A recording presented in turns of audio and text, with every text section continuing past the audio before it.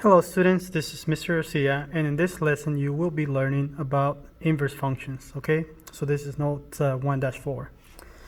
Inverses. Inverses have x and y values that are switched.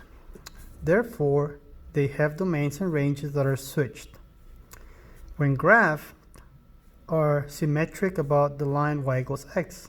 Okay, so this is a parent function of the linear functions, and they are not always functions. So if they are not functions, then we use this notation, okay? And this is read as inverse equation, and this will be y to the superscript of a -1, okay? So this is a symbol for an inverse equation, so this is not a function, and so this will be for non-functions, and f superscript of -1 of x is for if it is a function, okay? So again, this one would not be a function, this one is a function, so don't get confused between those two. And I'm going to go over an example on how to determine if it's a function or not. Actually, 3 examples on this lesson. Okay, so let's go over to a definition that you will be introduced to today.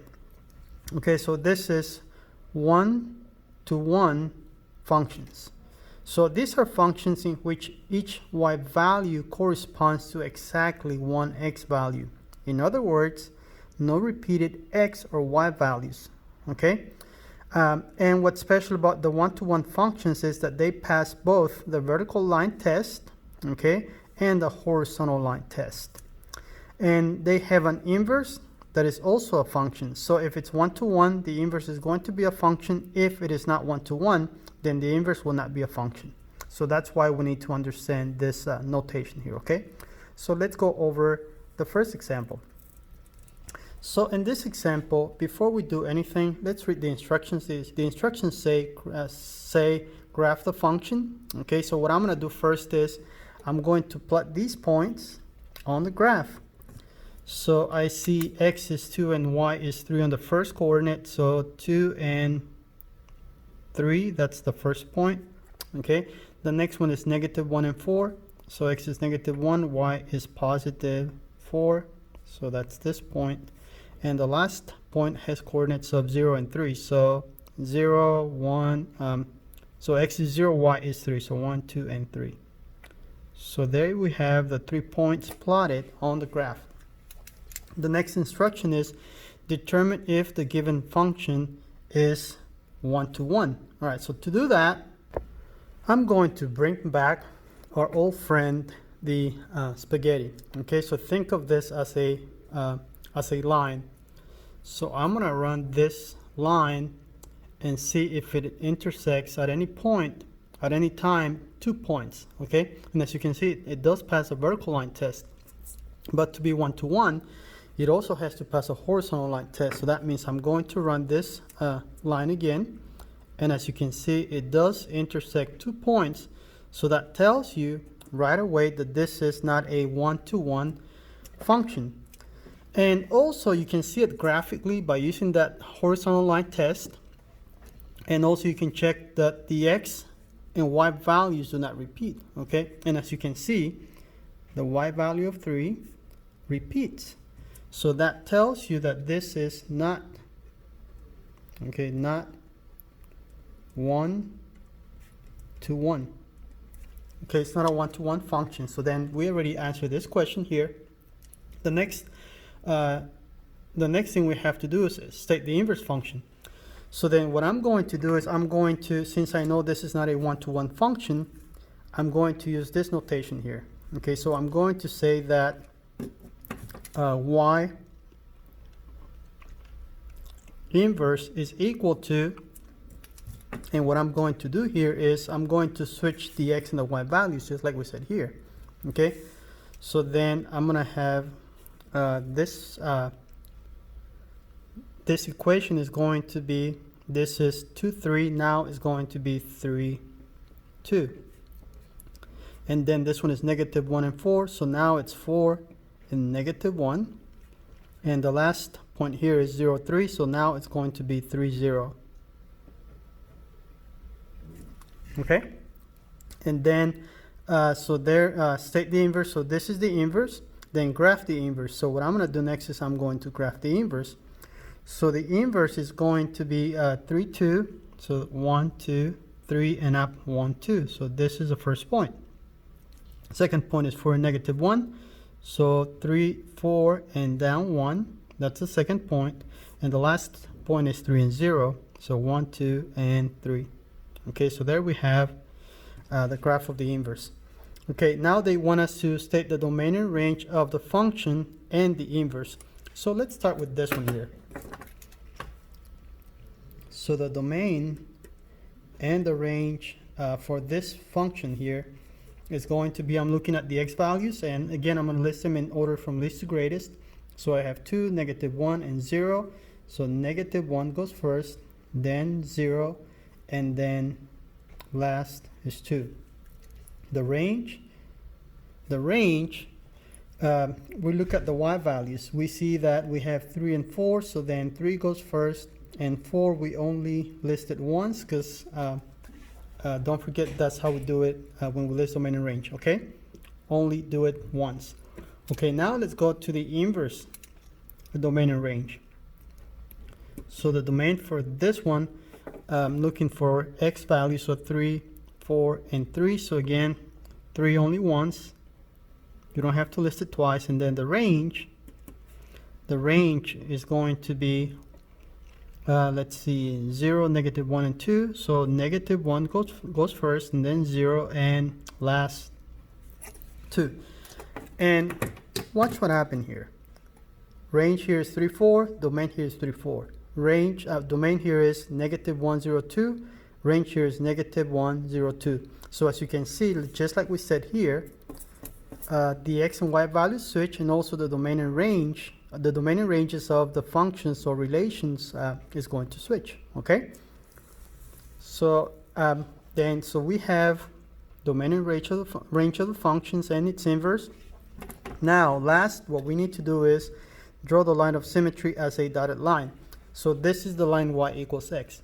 So we know that the parent function is going to pass through the origin, and it has a rise of 1 and a run of 1.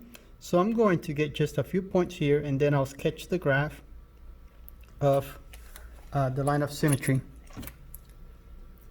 I'm using my ID, but you can also use a straight edge here to help you draw the line. And it's going to be a dotted line or dashed line. And there you have it. So this is the line of symmetry.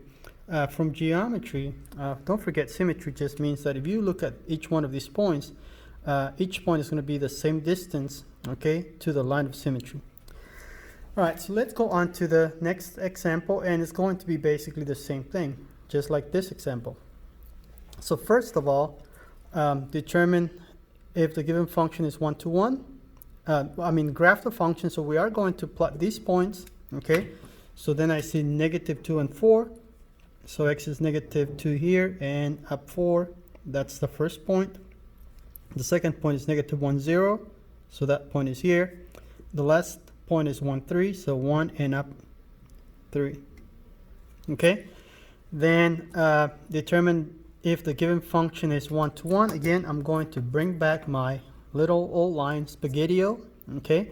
And then I'm going to do the vertical line test. And as you can see, it does pass that vertical line test. But if it's going to be 1 to 1, it has to also pass the horizontal line test. And as you can see, this line is not going to hit no more than 1 point. Okay, so that tells you that this one here is a 1 to 1 function.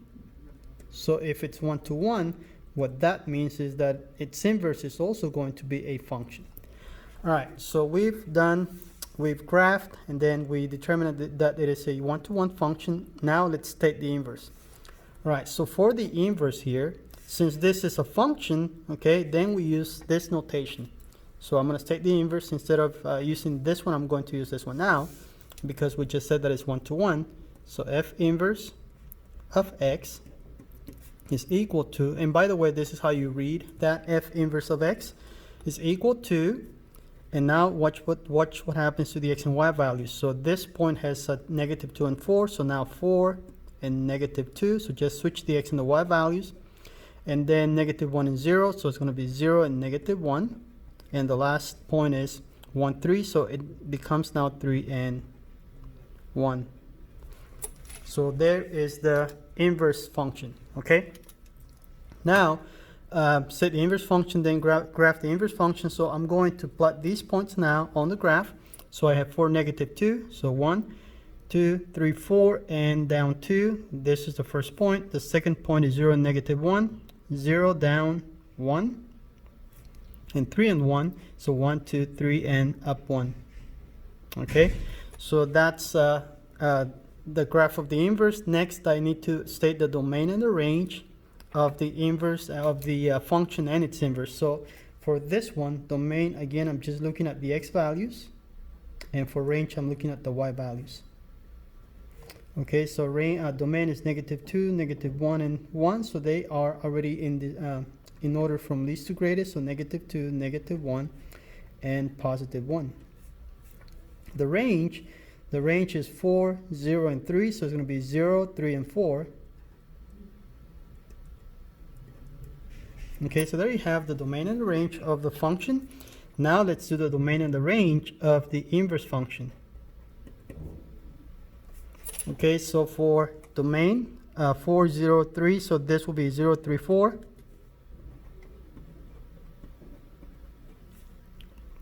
The range, -2, -1, 1. So they are already in order. So -2, -1, and +1. So there we have the domain and the range of the two functions. And again, notice domain here is this one. Now it's switched, it becomes the range on this one. This is the range, now it's the domain on the inverse function. Okay, so we have the domain and the range of the two functions. Now the last thing we need to do is draw the line of symmetry as a dotted line. So again, we know that it's going to pass through this point, the origin. I'm going to get a few more points, and then I'll just connect those points. And again, I'm going to use my ID to help me sketch the line of symmetry.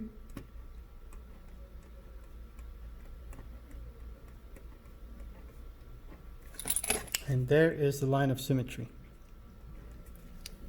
So let's continue to the bottom of the page, and this has the last example, and this is asking us to find the inverse equation. Okay, so I'm going to give you the steps here. So the first step is we are going to rewrite f of x as y. So what that means is that if instead of f of x, I'm going to switch f of x with, or change f of x with y. So this is y equals -4/3 x plus 4. Okay, that's what it means. So that's the first step. The next step is I'm going to switch, okay, x and y. So here I have a y. Now this is going to be x instead of y. Okay, so x equals -4/3, and instead of x, now this is y. So y plus 4. So x equals -4/3, y plus 4. The next step is I'm going to solve for y, which is another way, for new y, I'm sorry. So I'm going to solve for the new y. So what that means is that we are going to write this equation in slope-intercept form. Okay? So to be able to do that, I see that this has a plus 4 on this side. I want to isolate the y. Okay, so I'm going to subtract that 4, and I'm going to do it from both sides of the equation.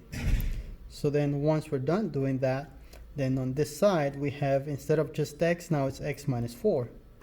Okay, so x minus 4 equals -4/3 y. The next step is I have a -4/3. I want to isolate the y, so I'm going to multiply by the reciprocal, okay, of 4/3, so it's going to be -3/4. And I have to do it to this side of the equation also. Okay, so -3/4. All right, so then this 3 and that 3 reduce to 1, this 4 and that 4 reduce to 1. So on this side Okay, on this side, that's going to leave me with the y by itself. Okay, so that's this side only. Now on this one, I have to distribute these negative 3/4 to the x and to the negative 4. So then this is negative 3/4 x. And on the side, I'm just going to write this here, negative 3/4 times a negative 4. And I'm going to put a 1 under that 4, which is this 4 here. As we know, this 4 reduces to 1, and this 4 reduces to 1, okay? And then all we have left is negative 3 times negative 1 over 1. And we know that this negative 3 times negative 1 is going to be positive 3, and 3 over 1, it's still 3. So we're almost finished here. Now, the last thing we need to do is replace. Okay, we are going to replace y with either y inverse or y inverse or f inverse of x. Okay, depending